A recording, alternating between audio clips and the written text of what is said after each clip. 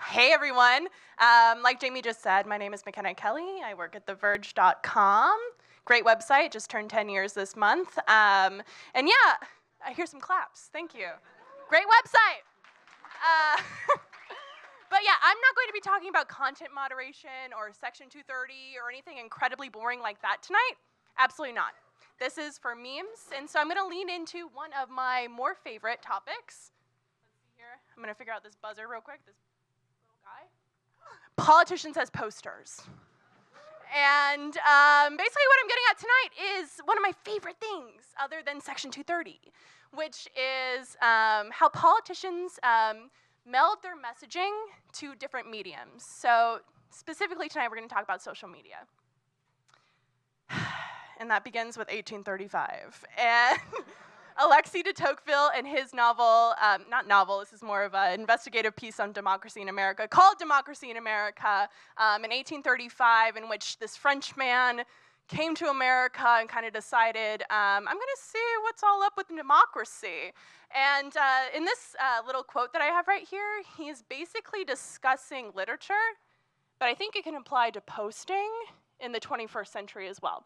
So I'm going to go into this. In the Democracy in America, de Tocqueville says, there will be more wit than erudition because of democracy, he says. More imagination than profundity, and literary performances will bear marks of an untutored and rude vigor of thought. I think after 4 years of Trump, we understand that.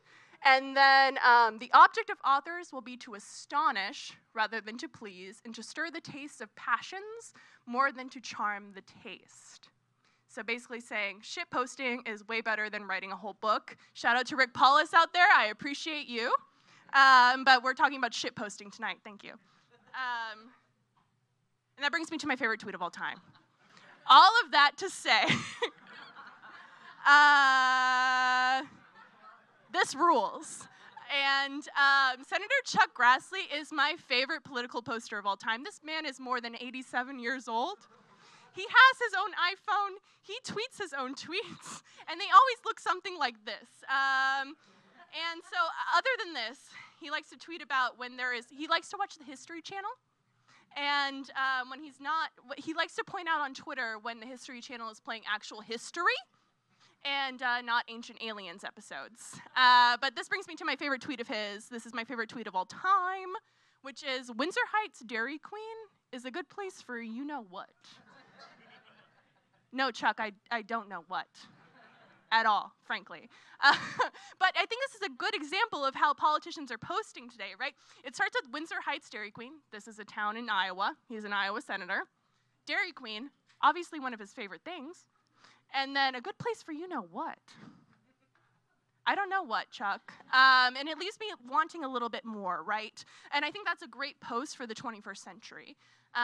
Which brings me into the breadth of what we're going to talk about tonight, which is a brief history of political posters, and then I'm going to give you my little taxonomy of what I've seen, little subspecies of political posters that I've noticed over the couple of years. You can kind of see here what we're going to work through. This is my timeline. And it starts with 2006, when Facebook introduces the news feed. Now, if you're 25 like me, you probably weren't on Facebook for a while because you weren't in college.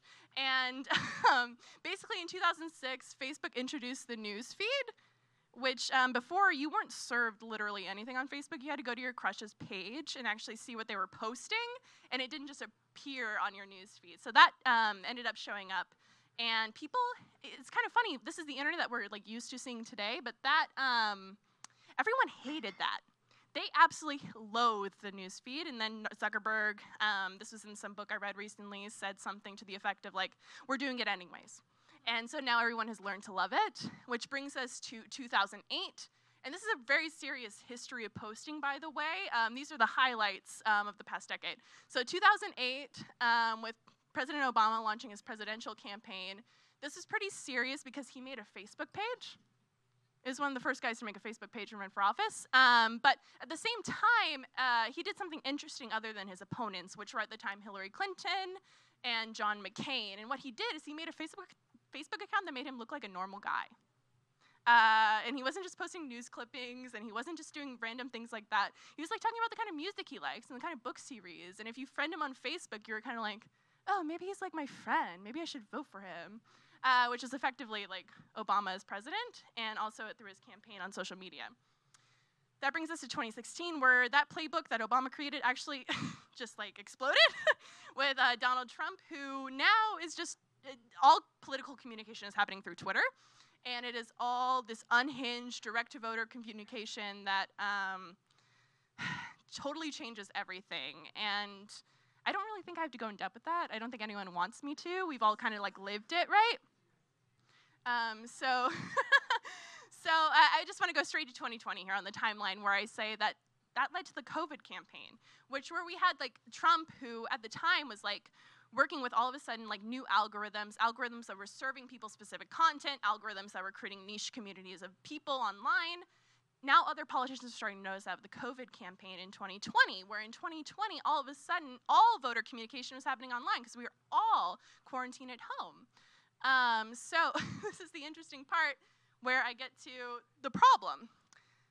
Joe Biden can't kiss babies and shake hands anymore during 2020. So he has a whole staff of people that he ends up siphoning from Bernie Sanders, from other campaigns that end up dropping out of the nomination process, where they start teaching him to do live streams and TikTok videos, and there's people doing Zoom text banks, and it's this whole new wave of political campaigning, which after you start getting to the solution, you end up starting to get to the mastery, which ends up with like the Biden campaign. When I talked to people last year, it was creating graphics made for specific Facebook groups. So instead of just making like a little meme that you would post everywhere, the Biden campaign was creating graphics that were going to be sent to South Carolina moms for gun control or something like that.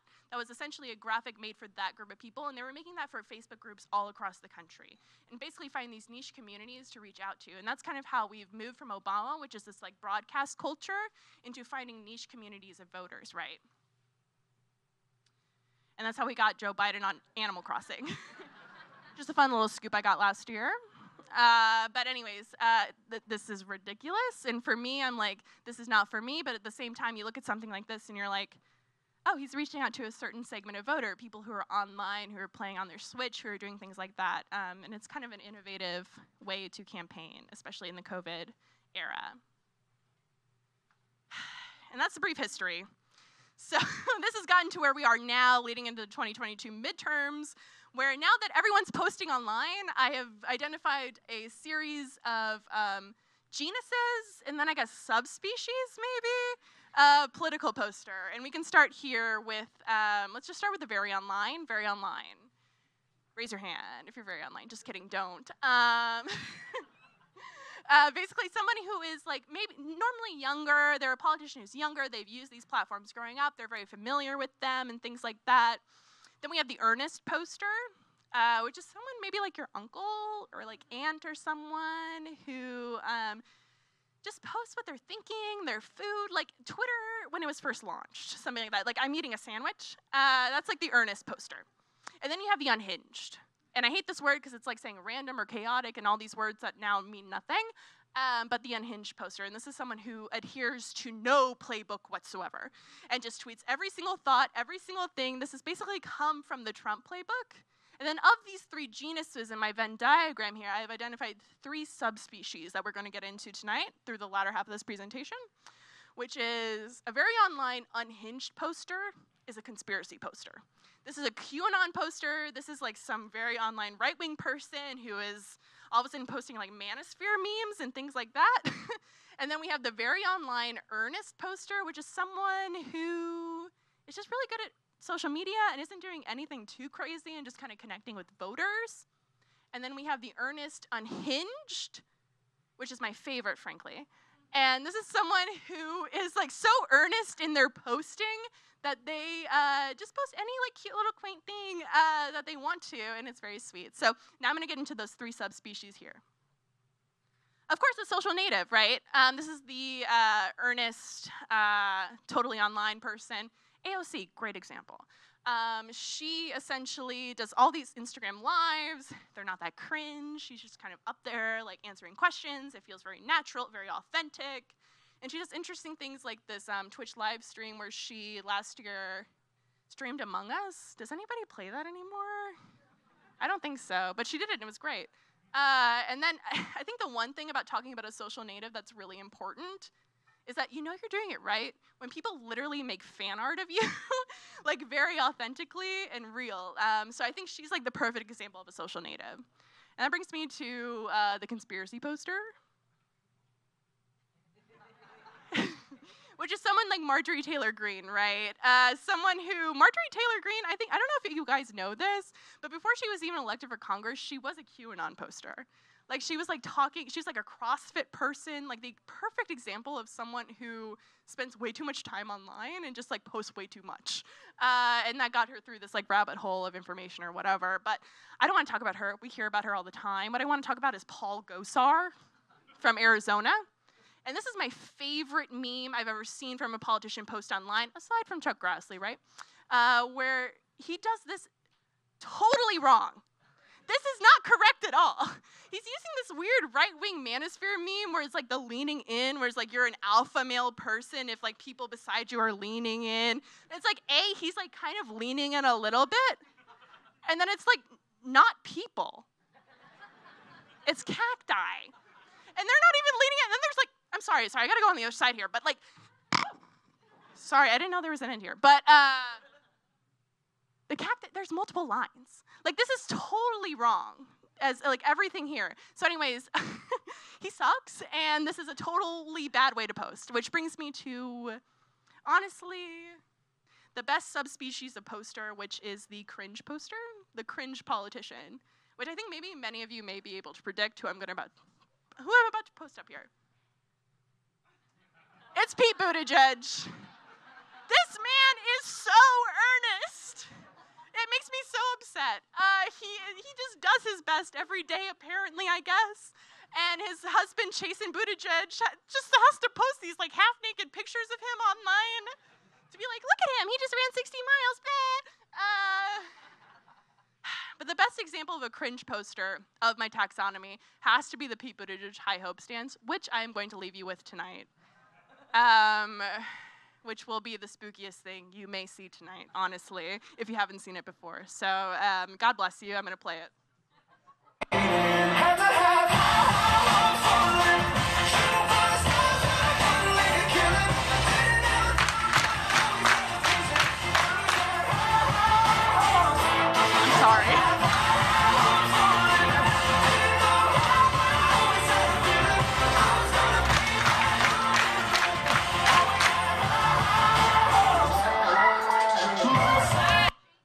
I'm sorry. But yeah. Thanks for bearing with me through this, guys. Have a good one. Happy Halloween.